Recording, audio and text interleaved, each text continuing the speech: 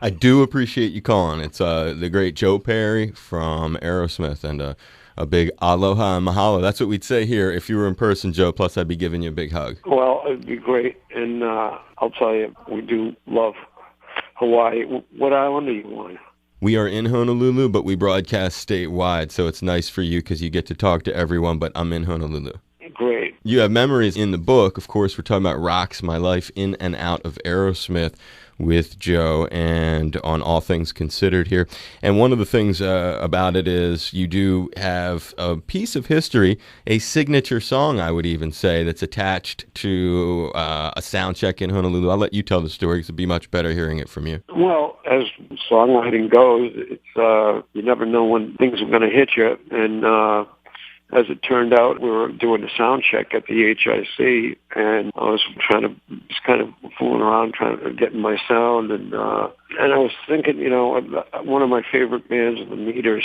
They're a band from New Orleans, kind of a real funk band, and love them, seen them many times. Yeah, and I was thinking, we should have a song that kind of comes from that school, and I mean, there's always been that funk kind of R&B thing in our music anyway. So I thought, let me see if I can come up with something. So I had Joey lay something down like pretty generic, and these riffs started coming out. It worked, and they turned into Walk This Way.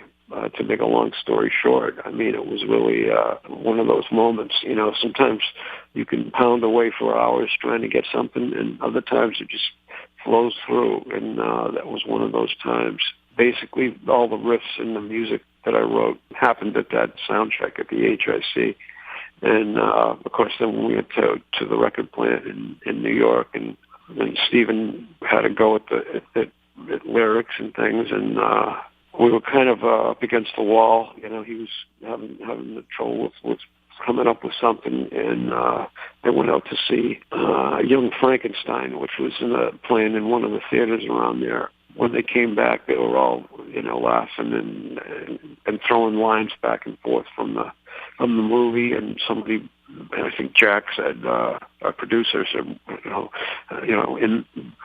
did his impression of Marty Feldman doing Walk This Way, and somebody said, wow, that would be a great title for the song, or that would be a great line for the song. And Stephen heard that, and they went, just give me a couple of minutes, and which turned into a couple of hours. But he came back, and he with the whole thing, and it finished it off, and then that was it, and the rest is music. But yeah, that was the original pieces of music came from that sound check in on Oahu. Was that your first visit here to the islands? It may have been the first or the second. I'm not sure. I can't remember. Probably the first. I was to look at the timeline, but it was.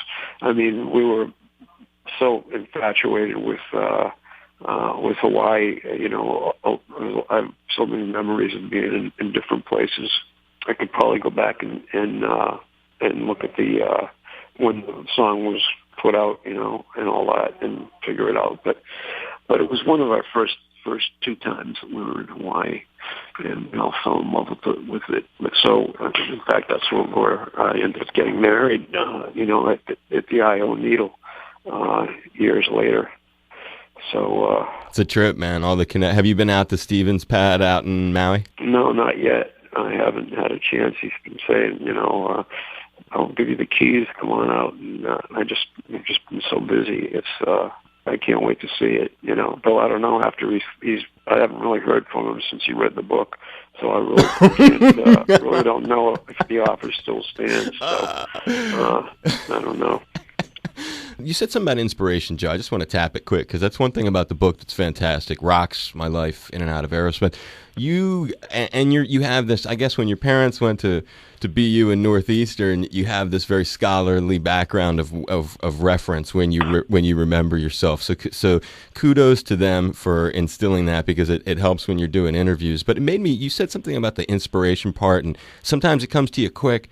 Sometimes it's slow, and it was almost like we were getting into your head on the way some of these tunes have come. When you were thinking that, what are some of the tunes that the inspiration came, really fast, or in other cases, it ended up being a really long labor, but when you look back at it, it's such a big part of your legacy now. Some of the stuff that Stephen and I wrote when we were first learning how to write together, he had been in other bands before. I think he had 3, 4, 5 bands.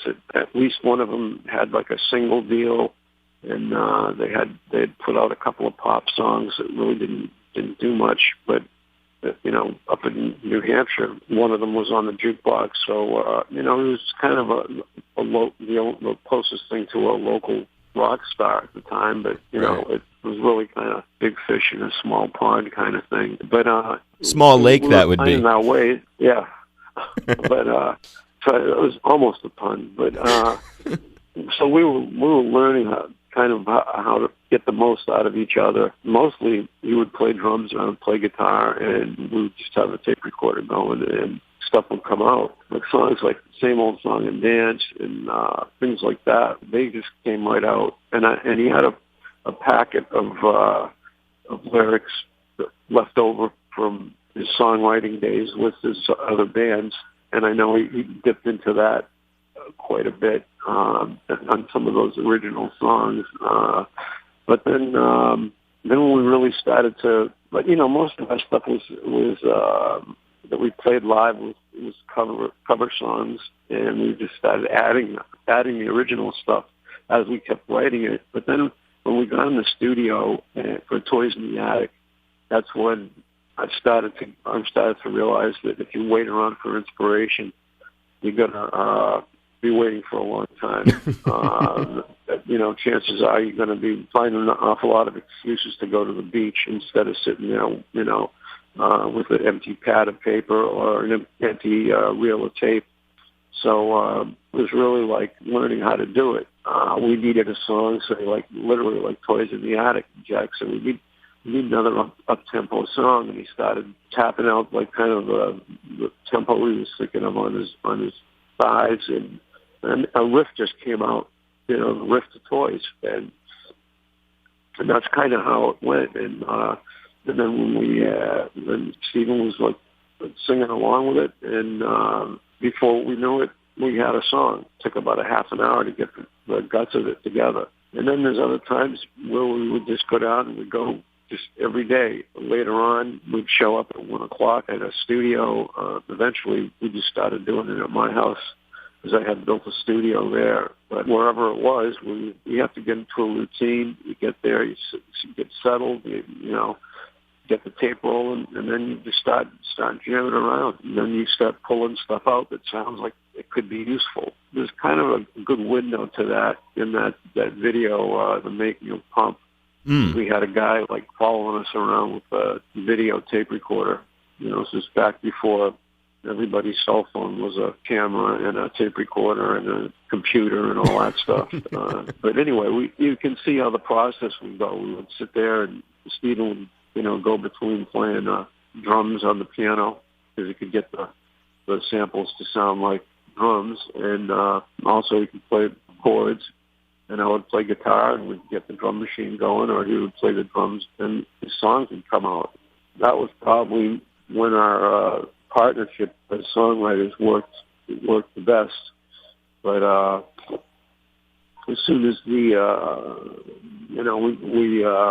started bringing in outside writers, it kind of upset the balance, so to speak. And very often things would. Anyway, it's in the book. Yeah. Things got a little weird. You know what I mean? I think that when you have a songwriting team, no matter what goes on personally, or whatever, there's got to be a certain amount of trust, and apparently he missed that part. Anyway, there are some examples of that in the book, but hey, that's part of how he is. That's his like I said in there, his moral compass was obviously set in a different set of parameters than mine. So he seemed okay with the way he dealt with things, and I had to learn how to deal with that. On the flip side of that, though, thinking about you and your personal life, were you smart enough during that era to just bank all that stuff when you were doing those crafted tunes, and you were obviously, because I used to go and see, I'd hang out with like Mark Perreno, and I saw some of the record, 8, 9, whatever number of platinum discs on the wall, all these awards you were getting. So it makes me think the flip side of those Diane Warren or whoever it was who was writing those tunes. Were you able to put that stuff away and feel good about what you have and what your kids have and security? As far as what? I mean, I guess I see like there's a sacrifice musically, totally. I hear it in your voice, in the frustration. But on the flip side, there was so much success that you were very fortunate to have. And I just wonder if you were able to, because a lot of stars you see, they did not keep it, and you always look so good. You physically look so good. And I just, as a fan, I would just wonder, were you able to, when you had that enormous period, when all those songs were coming your way and they were all over the place, despite the fact that they, you have these reservations about the process that made them, they did seem to help you in a lot of ways financially, if you will. Definitely. The whole industry changed, and, I kind of took a step back and went, look, if it's a great song and we can play it, obviously we're not getting the publishing or the royalties, but, if that one song is going to get people to buy the album, we wrote most of the songs on the album. Right. And I felt that way about the ballads in the early days. And it's like, if there's a song that I'm not crazy about, but the fans love it, great, because they're going to come and see us play. And there's a lot of other songs we wrote. So, and it was only for a few years that artists wrote their own music. It basically started with the Beatles and that era. I mean, before that, it was pretty traditional for the artists to perform the songs, and the A&R guy would go out and find songs. Like Elvis is the prime example of, never really writing a song, but it didn't stop him from building a huge legacy based on other songwriters. I get it. It's a great analogy. Hugely successful, you know what I mean? And it's like, but it, it kind of, at first it took us a little while to get used to that, but, we were, and then bringing in some of the songwriters, into the team. Stephen and I would go sometimes on a songwriting hunt, and we would go to New York, Nashville, Minneapolis, literally on a 2 or 3 week trip, and work with different people. And we would just come back with a pile of things, and some of them would work and some of them wouldn't. I only wish that, in the early days when we were really cranking, we had done more material, because then we really don't have a lot. You would think that we would have a lot of stuff that was never released, but because Stephen took him so long to write lyrics, it would be like, as soon as we'd get enough songs for an album, it would stop. It wouldn't be like we're going to record 20 songs and pick 10, pick the best 10. We would go in with probably 4 or 5 songs, the guts of 4 or 5 songs, and then throw together the rest, that we could to fill out the album. Say with toys or rocks. Then immediately, move on to the next step. For the most part, just about every other artist I know of, they would keep on writing, but when I look back at it, it was just really hard, and it still is, for Stephen to write lyrics. So rather than sit around and wait for another month to try and get some more songs, there had been a few things that we played, literally I could count on one hand, but they never had lyrics. And that's why I ended up doing solo records after the project, because I would keep writing, like say the Red album, the Joe Perry Red album, or You Have Guitar Will Travel. It's just, I had all these riffs, and I was thinking, well, at least when if something ever happens to me, Billy has all these riffs, but they're really not songs, and someone else is going to have to finish them, and they're just going to be riffs. So I decided to finish them myself and either sing them or turn them into instrumentals. And then I was thinking, well, why wait till I'm dead? Why not put them out now? I'm still writing, there's a pile of riffs. That's why I loved having a studio. I mean, I've always had some kind of studio as soon as I could afford it, whether it was a little a 2-track cassette recorder to a 4-track, and then getting when I had the room, I bought I got an 8-track and a small board and some microphones. I've always had some kind of studio or some kind of place where I could lay down the ideas. And the one that I finally built, the Boneyard, let's get all the best gear you can get. I mean, it became one of my hobbies, like collecting all the old gear, really just in case, I came up with something on guitar, it would be good enough to put on a record. But as it turned out, just one more step, and it was set up enough so I could record the whole band. And that's why we were able to do Honkin' on Bobo down there, as well as just push play. I mean, we recorded all that stuff, all that down in my studio. When you mention that place, Joe, it does make me think of another sort of institution, if you will, of your own making there in the Boston area, where I had some memories, definitely seeing you live once there, the Mama Kin Club. Oh, yeah. That takes a little pause. I'm sorry, brother. I mean, it was I just would love to hear any memories of seeing you there and at the Middle East in the same week. I don't know, Joe. That is like, I've seen you at Foxborough, saw you at the Philly Spectrum, all these different places, but nothing touched seeing you at, I think the Middle East really was hands down my very favorite, but the Mama Kin was very special too. Anything you want to just share about that place and what it meant to you?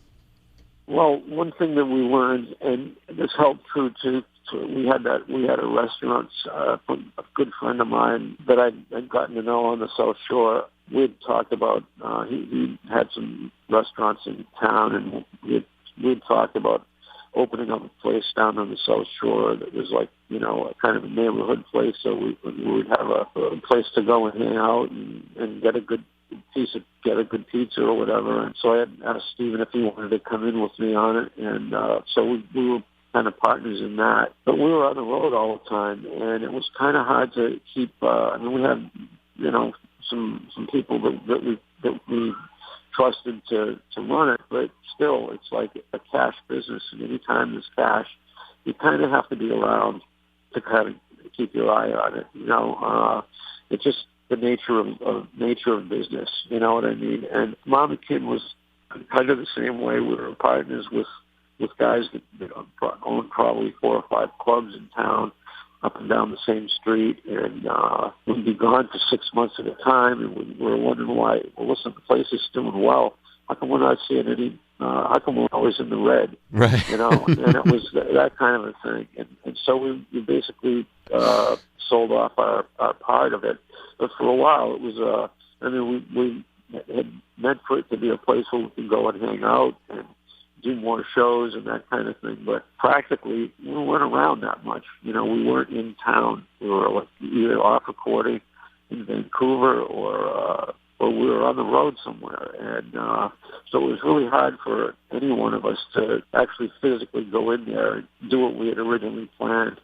So, we tried it out, and it was a lot of fun. The fans had a good time, and people would come from out of town just to stop by and see the memorabilia. But, unless you're ready to lose some money, it's not the kind of business you go in unless you're going to devote all your time to it, And frankly, we're artists, and that was our main focus, So it was an experiment, but the gig was cool there. Yeah. How about the Middle East? I mean, what a gig that was. The Middle East downstairs. Well, we kind of felt like, because there's always that Cambridge Boston rivalry scene, and then there's on the other side of the Charles is the Boston Newbury Street kind of.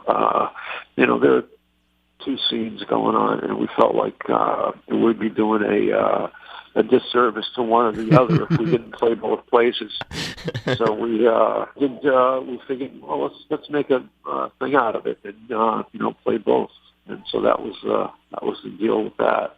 Hey, I'll leave you with this because you've given me a lot of time, and I really appreciate it. But you sort of left it in a great place to do so. You started out the whole thing 1300 block of Comm Ave in Boston, right near the bottled liquors sign. I lived a block from that liquor store. And then just recently, in the last several years, you went back, you played there right in the street. We were all privileged it was shot. You could watch it. You could share it with people around the world. Do things like that bring emotion, and where does the greatest sense of joy or just power come for you these days on like a spiritual note when I think of watching you on stage there that day? Well, I have to say it was pretty stunning to stand there, and I mean, there were people wanted to they're going, oh, we can't do it. It's not big enough. I mean, there were a lot of people that really didn't want to do it the way we did it, and I just kept saying, look, we're on the road talking about it, and the mayor had been wanting to do this, put that plaque on the place for literally years and years, and I just said, man, we've got to do it this way. We've got to play on the street, and I wanted to play right on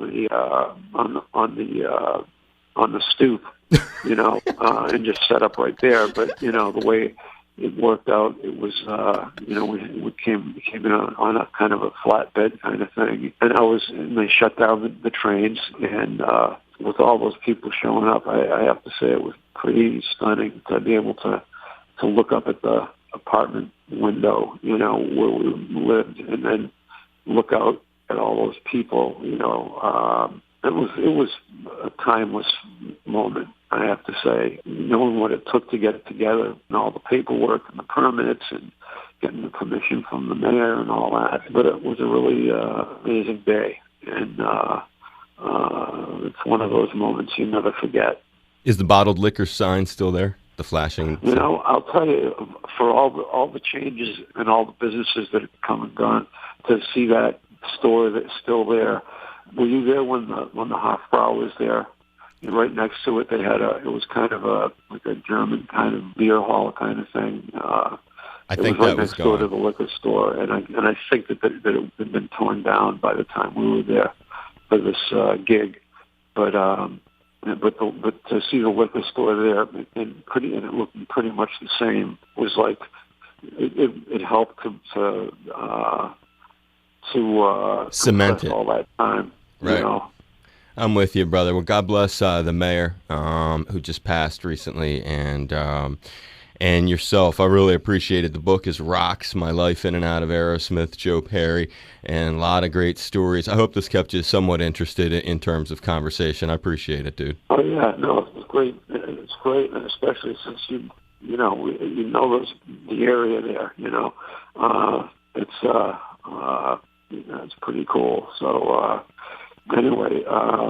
I appreciate Thanks. it, brother. I really do, Joe. I'll give you a big hug. I met you many times when you were getting the Hasty Pudding Award. I got to meet you. I met you at the... Oh, really? Yeah, I met you at the Mama Kin. I met you at the Middle East, at BCN one time. I mean, a bunch of different times. Had so many memories back then.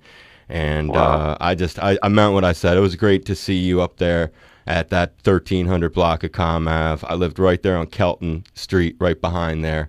Yep, I've walked all those streets, all those blocks. I know you did. I mean, God, looking for a place to park. You could make a half an hour trip somewhere and then spend 2 hours looking for a place to park. I mean, it was really. But everybody did it. So Austin, Rock City, and the park, even having that parking permit. Didn't do a damn thing, but believe it or not, I saved mine, Joe. I still have it on the wall here in my apartment in Honolulu. I have the big red Austin Brighton parking permit sign. Wow, no kidding. Yeah, it came down one day. Somebody hit it. I just figured I'll take it. I kept it there. So when I moved here, I brought it. Hey, man, be safe. God bless you and your family. Great. Thanks very much. You too. I'll talk to you. Aloha, dude. Thanks. Bye.